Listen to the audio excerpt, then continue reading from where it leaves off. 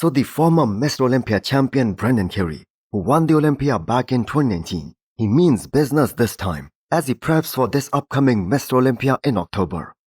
So he did a guest posing yesterday, and that size and the condition, it's just not very Brendan-like for 14 weeks out, since the only time he competed this year, that was at the Arnold, Ohio this year. And that show happened in March, and he placed top 4 at that show, beating William Bonac and so many of these young guys. Now it was quite apparent on the Battle of the Olympia video with Samson and Derek that Carey was looking supersized. And here we got another look on his complete physique. Very round, very full, very 3D, which has always been a trademark of Brendan Carey. But at the same time, he's maintaining all of his aesthetics.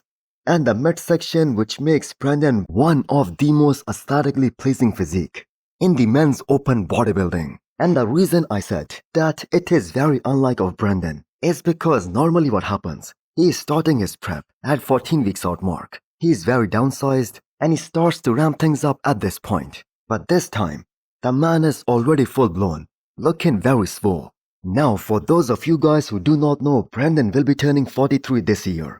And that is a perfect definition that age is just a number for him. Now I'm not gonna say that he will have the biggest legs on this year's Olympia stage, or he's gonna have the most ribbed and most defined and most separated legs at this year's Olympia stage. In fact, the legs have always been the biggest knock on Brendan Carey ever since he won the Olympia back in 2019. But he has been able to hold on to all that muscle, which many people lose after 40 years old. So can he be back in the top 5 at this year's Mr. Olympia? Well, if you guys ask me, I think that's very highly unlikely, because he isn't gonna place top 9 either at this year's Olympia.